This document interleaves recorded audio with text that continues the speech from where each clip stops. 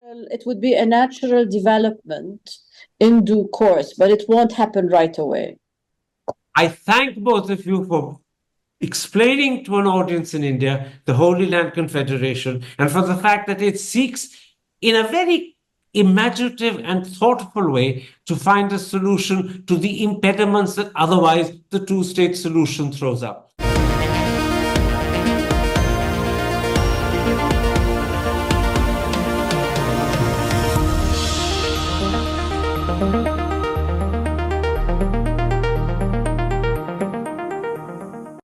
Hello and welcome to a special interview for The Wire.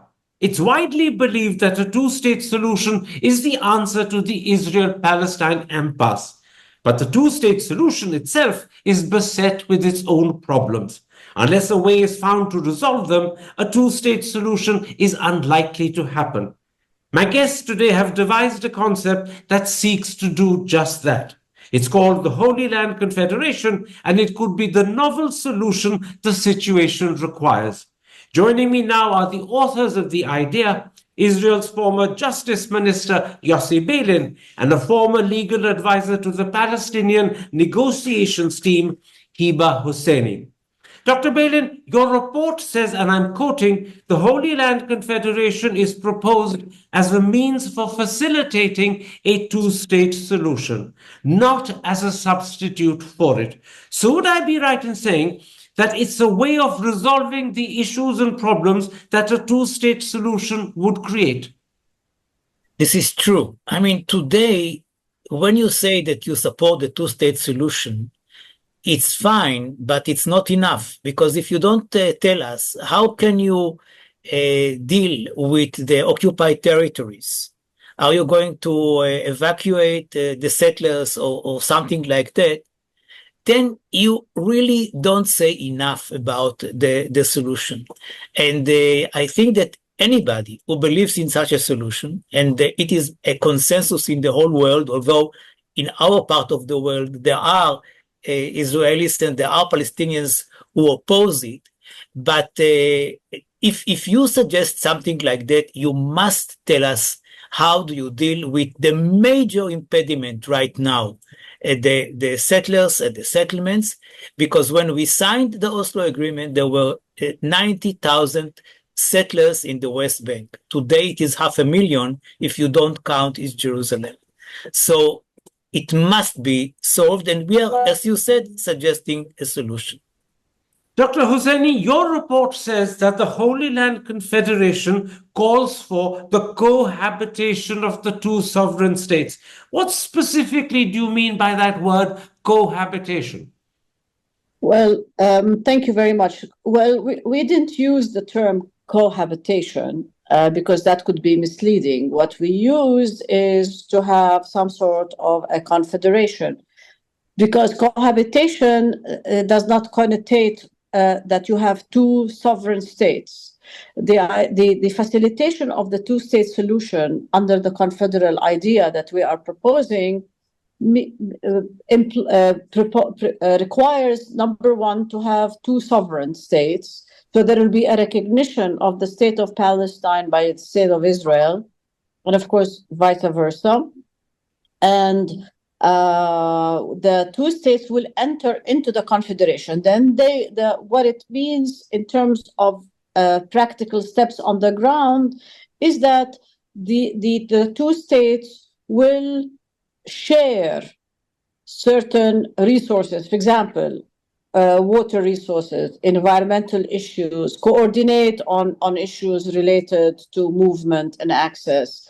What we're proposing also as a novel idea is to have the entire old city an open space for the two people and the visitors to move freely and openly, without walls, without borders, in the old city where the most of the holy sites are located. So we coordinate on security matters, we coordinate on economic matters, as I said, natural resources and so forth and so on. But there will be hard borders between the two states. At one point, cohabitation is actually from your executive summary. I understand the distinction you're drawing, but that phrase is from your executive summary. I stand corrected. Now, Dr. Malin, let's come to how some of the key issues and concerns are resolved by the Holy Land Confederation, because that's the first big challenge that has to be tackled. It says, and I'm quoting from your executive summary, an agreed upon number of citizens from both sides will be allowed to live in the other side as permanent residents, provided they commit themselves to respect the laws of their host countries. Is that how you propose to resolve the presence of, I believe, 700,000 Israeli settlers in the West Bank? Well, here is the answer. Part of these 700,000, first of all, it is 500,000, because those who live in East Jerusalem will have a different solution for them. And we are speaking about those who live in the West Bank. In the West Bank, most of these people, of the 500,000, will be part of Israel. Their areas will be annexed to Israel, and it is not so difficult because most of these people live on the very, very close to the old border, what is called the Green Line. According to our suggestion, we are speaking about an annexation of 2.25% of the West Bank, which is really a very minor one, and this will be compensated fully in quality and quantity from Israelis' sovereign land. So they will find their solution. There will be, according to the current number, if this is going to be the border, 170,000 settlers who will find themselves in the Palestinian state. Now, they are the one, if they want to go to Israel, fine. And the number will be, of course, much lower. But if they want to stay there, or part of them will stay there, they will be Israeli citizens and Palestinian permanent residents, and the same number of Palestinian citizens will be allowed to Israel as permanent residents. This is the solution that we suggest in that context, but it is not, of course, as you said, the only context. Tell me, Dr. Husseini, an equally pressing concern is the Palestinian diaspora, many of whom, if not all of whom, want a right of return. How will you accommodate that desire? Okay, the idea of returning the refugees, the majority will be returning to the state of Palestine.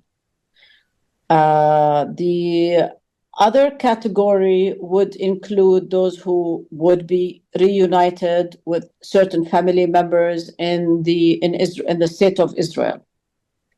This is the proposal that we are making, that indeed the refugees have a right of return. It will be exercised to the state of Palestine with consideration to other categories, as I said. So, in other words, both of you have talked of solutions which make a certain virtue out of the existing situation. The settlers that are there will be deemed to be permanent residents and allowed to continue, even though they will be Israeli citizens. And similarly, the Palestinian diaspora that wishes to return will be free to return to the Palestinian state. It's an acceptance of reality. Am I right? No, because we don't compare the issue of the refugees to the issue of the settlers. The issue of the settlers will be solved separately, and the equivalent number will be those who are already or will become Palestinian citizens and would like to remain Palestinian citizens and become Israeli residents. On top of it, there will be a number of Palestinian refugees from whichever, that will be allowed to live in Israel as full citizens. And that will be the solution on, besides what Hiba said before about third countries and, of course, the Palestinian state itself, for the Palestinian refugees. Now, what will be the number of these refugees? if you read our paper, we are suggesting that the number will take into account the average number of Palestinian refugees who were absorbed by third countries. This is the idea that we suggest. How large is that number in your eyes, Dr. Hosseini? How large is the number of Palestinian refugees who you believe will want to return to Palestine? Well, I mean, the number of refugees to begin with is contentious because there are different categories for calculating the number, be it the UN numbers, be it the Israel numbers, be it the general Palestinian refugee number. By our Palestinian count, they are over 6 million because we count generations. Israel has a different count, so this is a matter to be negotiated for sure. But in terms of those who want to return to the state of Palestine, we believe that it's mostly the refugees who are in the Lebanon camps, in the Syria camps, and some of those who are in Jordan that have not. Other categories have become citizens elsewhere in Europe, in Canada, in Australia, some even in the US. So they're unlikely to want to come back as refugees into the state of Palestine, based on surveys that we have conducted and so forth. But ultimately, so that I make this very short, because it's a very complicated, very delicate issue, ultimately it's the refugee who decides. The refugee is going to be given the choice to decide where to return and to what extent that choice can be accommodated. Because also there's another category that will receive compensation and reparations. So there are several international rules that govern the treatment of refugees. I understand. Dr. But Bailey, if I may add one sentence, we will not have a dispute about the number of Palestinian refugees in the world. Why? Because if we are speaking about a certain number of Palestinians, which will be, as I said before, the average number of those who were absorbed elsewhere. So this will be the number. And I presume that it will be the Palestinian government, which will say we have a queue of I don't know what, 1 million Palestinians who would like to return, but according to our agreement, the number should be only 35,000 or 40,000 or whatever. And these are the people this is the list that we recommend to you, Israel, to absorb fully. Okay. Now, Dr. Balin, what will be the status of Jerusalem under the Holy Land Confederation? Your concept says it will be a fully open city. What exactly does that mean? No, it will not be a fully open city. First of all, we are speaking about a gradual process.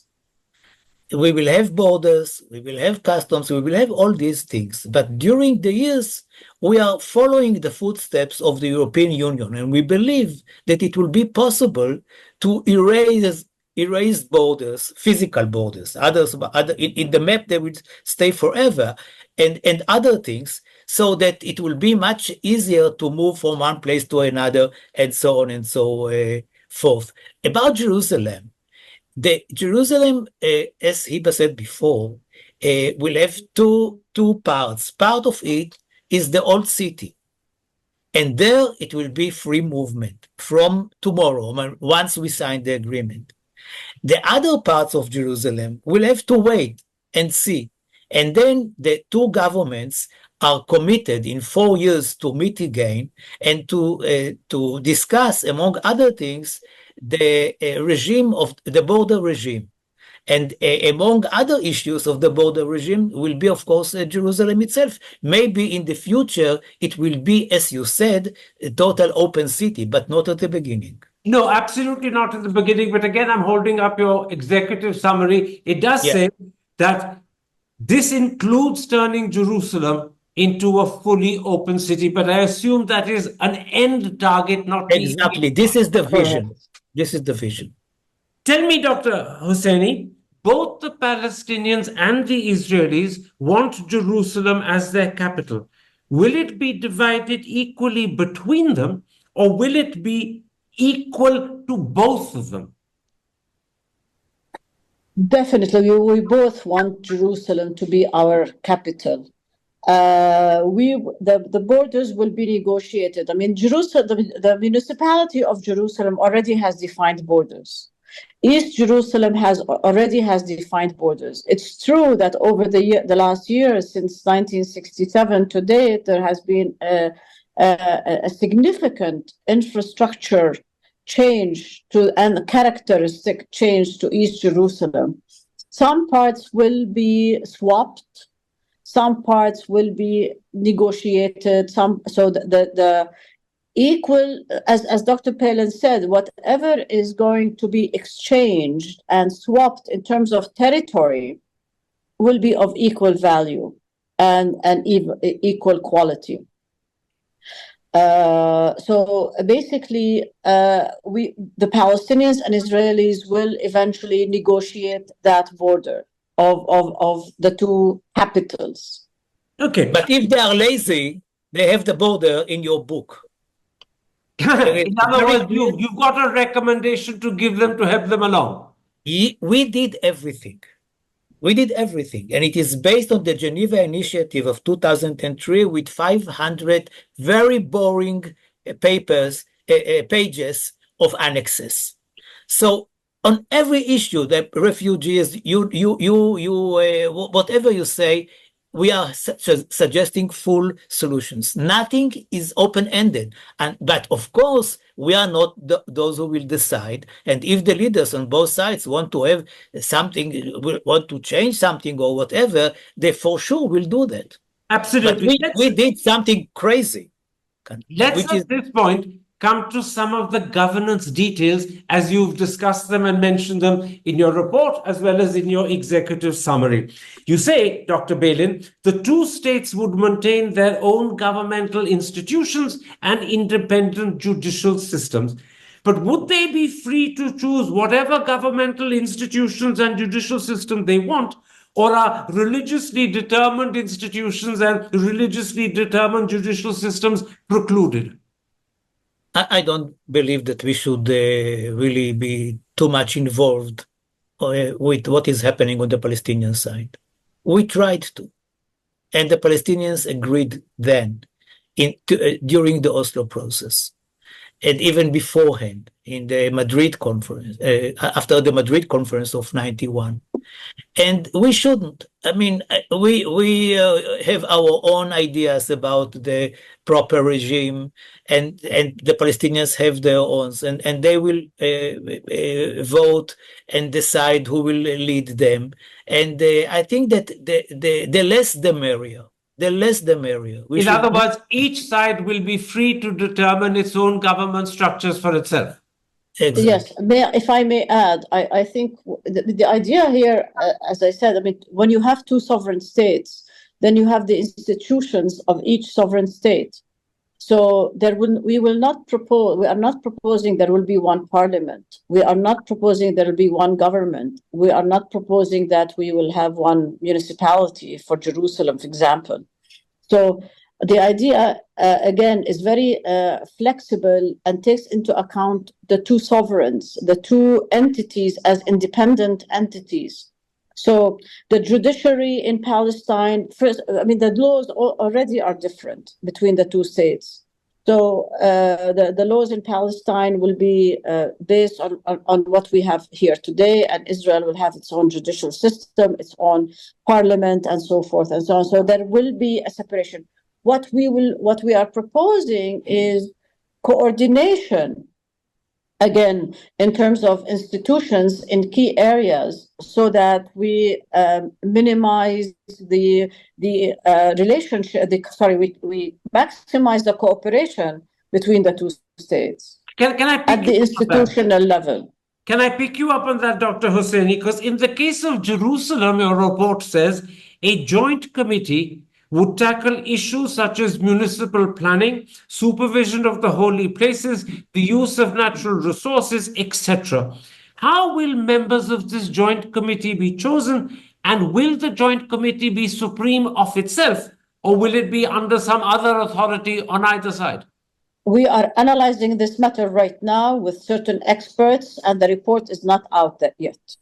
So yes, we have taken into account the fact that we need to flesh this out further, and we are doing it. But there will be very close coordination, especially for the old. Remember, the old city will be open. So we have to coordinate movement. We have to coordinate. People live in the old city. You have Israelis, you have Palestinians, you have the churches, you have the mosques, you have the synagogues, you have the holy sites that people go in and pray. They live there, so they have to receive health services, they have to receive municipal service, even garbage collection, water supply, so forth and so on. All of these details are being fleshed out right now as we speak. Dr. Beilin, your report says, and again, I'm quoting from the report, the Holy Land Confederation would be formed only after the creation of the Palestinian state. Doesn't that mean that your report can only be implemented after there's a willingness to create a two-state solution? And the problem is, at the moment, politicians like Netanyahu, Smotrich, and Ben-Gvir, who are the ones in power in Israel, are firmly against a two-state solution. You are right in your assumption and in your evaluation. So what's the solution? The solution? There won't be an agreement if these two people that you mentioned and their colleagues will remain in the Israeli government. So we are working for a future which we hope will not be too far. Dr. Hosseini, your report says the Palestinian state would encompass 22.5% of historic Palestine. That's very small. Would that be acceptable to the Palestinian people? And what about their politicians? Well, historic Palestine is already divided, as we very well know. The reality on the ground that has been negotiated, we are proposing that based on also swaps. So there will be exchanges of territory, and swaps will take place so that we can maximize the area of the state of Palestine. This is a big compromise indeed. It will include Gaza, and it will include the West Bank, including Area C. And of course East Jerusalem as will be negotiated. But I agree, it is not what many Palestinians want. It's a compromise of major proportions. Yes. If I may add to it.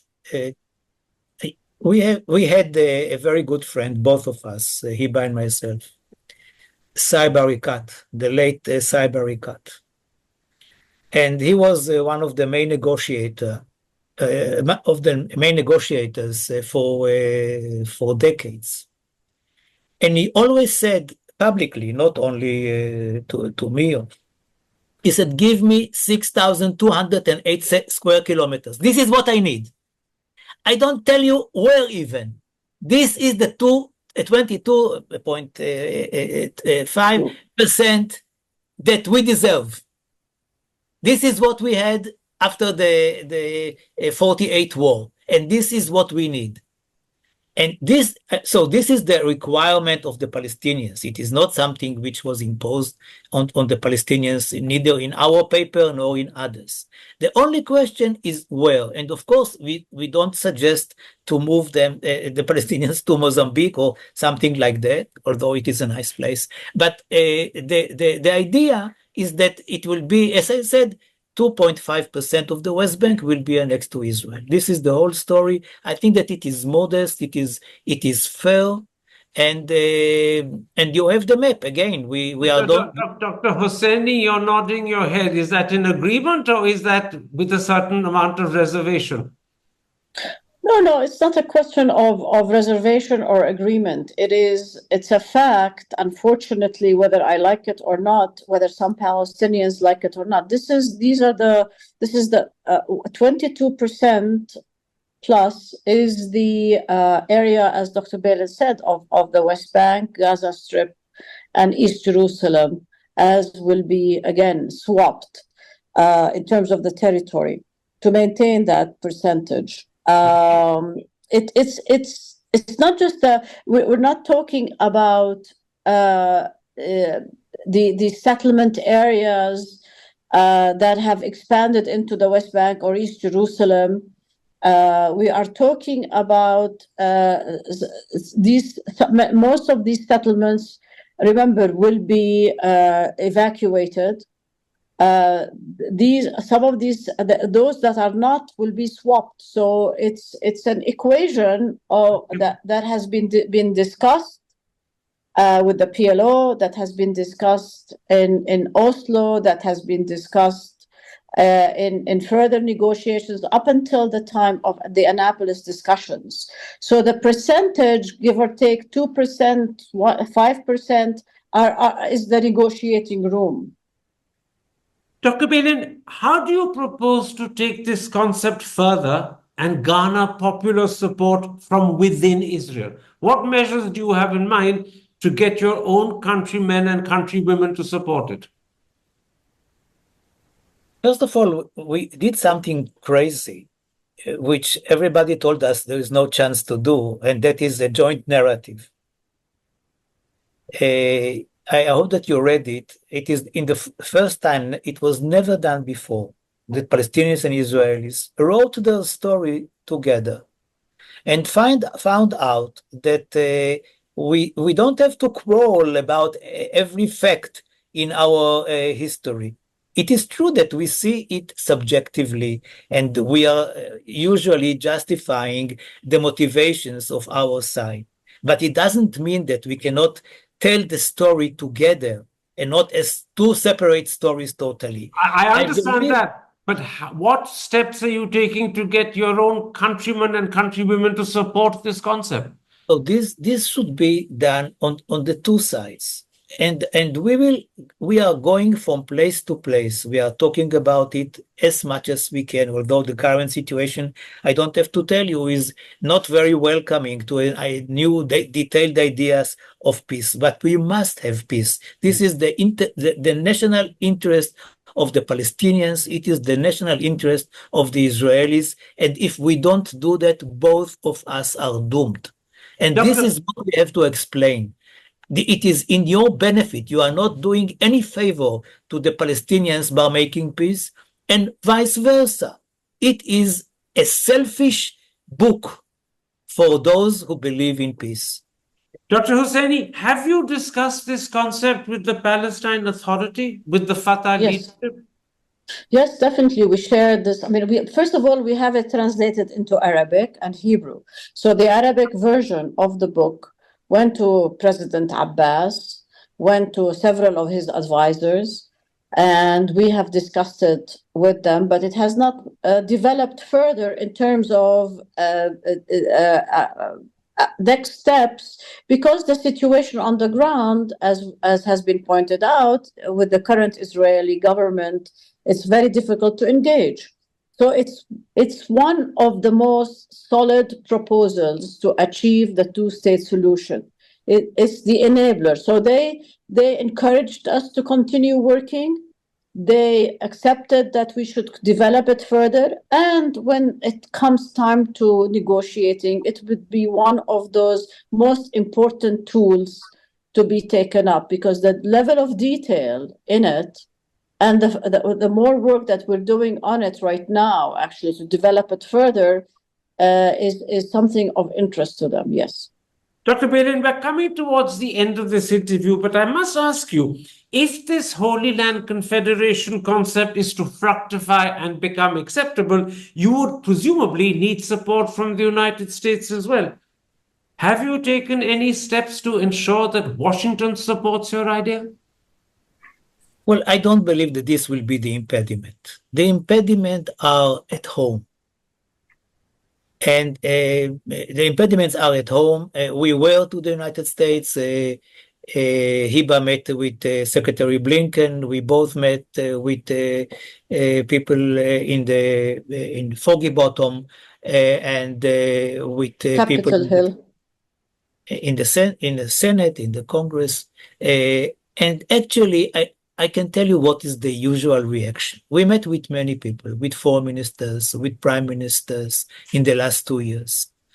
The general attitude is so obvious. They say, wonderful, wonderful that you Israelis and Palestinians, because it is not only the two of us, it is a group of people on each side, that you could agree on things that the world believes that it is impossible to, insoluble. It is soluble. We, the world, will support anything that you agree upon. If you at home can get the support for it, which is something that you mentioned before. So it is true that it is important for us to convince the world, and this is what we are trying to do. But the main aim is to convince our own public opinions. Dr. Hosseini, your document also says that if the Holy Land Confederation is considered a success, other parties in the region, like Jordan, could join its different aspects on a mutually agreed upon basis. Have you had any consultations or discussions with the government in Amman? Yes, we've had several consultations. Sorry, that's another phone which I forgot to turn off. We've had several consultations with officials in Jordan, and we are doing some of it right now, actually.